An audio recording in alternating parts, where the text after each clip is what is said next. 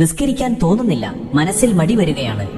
എങ്ങനെ കൃത്യമായി നിസ്കരിക്കാമെന്ന് ഞാൻ പറഞ്ഞു തരട്ടെ. ഈ കാര്യങ്ങളൊന്ന് ചെയ്തു നോക്ക്. ഇൻഷാ അല്ലാഹ് നിസ്കരിക്കാനുള്ള മടി നമ്മിൽ നിന്ന് ഇല്ലാണ്ടാവും. 1.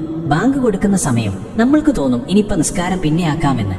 ആ ചിന്ത വരാതെ നോക്കുക. അങ്ങനെ വന്നാൽ ഉറപ്പിക്കുക ശൈത്താൻ നമ്മെ പിഴപ്പിച്ചുകൊണ്ടിരിക്കുന്നു എന്ന്. 2. പരമാവധി ബാങ്ക് കൊടുത്ത സമയത്ത് തന്നെ വുളു എടുക്കാൻ ശ്രമിക്കുക. 3. നിസ്കാരം ഒരു ഭാരമായി കാണാതിരിക്കുക. കാരണം നാളെ നമ്മുടെ ഖബറിലെ കൂട്ടുകാരൻ നിസ്കാരമാണ്. പിണക്കി വിട്ടാൽ ഖബറിൽ ഒന്ന് തിരിഞ്ഞു നോക്കാൻ നിന്റെ കൂടെ നടക്കുന്ന ആരും കാണൂല, അത് ഓർക്കുക. 4. സ്വർഗത്തിന്റെ താക്കോൽ നിസ്കാരമാണ് എന്ന് റസൂലൂർ തന്നെ പറഞ്ഞതാ. അതെപ്പോഴും ഓർമ്മയിലുണ്ടാവുക. അതിനർത്ഥം ആ താക്കോൽ ഇവിടെ നിന്ന് കരസ്ഥമാക്കാത്തവർ സ്വർഗം മോഹിക്കേണ്ട. 5. കുറച്ചു കഴിഞ്ഞു നിസ്കരിക്കാം എന്ന് തോന്നുന്ന സമയം ഖബർ, മഹ്ശറ, വിചാരണ ദിവസം, സിറാത്ത്, നരകം, ഈ സ്ഥലത്തൊക്കെ നമ്മൾ ഒറ്റക്കാണ് എന്ന ബോധം എപ്പോഴും മനസ്സിലുണ്ടാവുക. 6. പിന്നൊന്ന് ഉറപ്പിക്കുക, നിസ്കാരം ഉപേക്ഷിച്ചാൽ ഈമാൻ കിട്ടി മരിക്കൂല, ഈമാൻ കിട്ടാതെ മരിച്ചാൽ നരകം ഉറപ്പിക്കാം, റബ്ബ് കാത്തുരക്ഷിക്കട്ടെ, ആമീൻ. 7.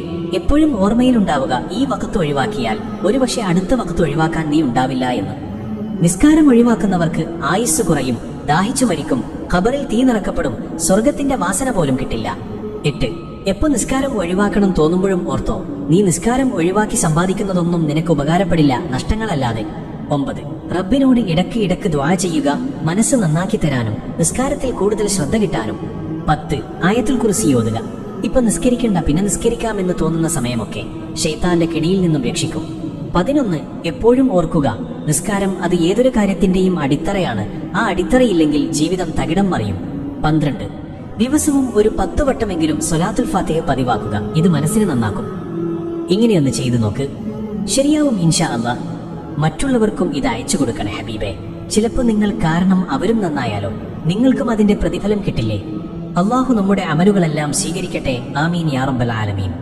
അസ്സലാമു അലൈക്കും വറഹ്മത്തുള്ളാഹി വബറകാതുഹു.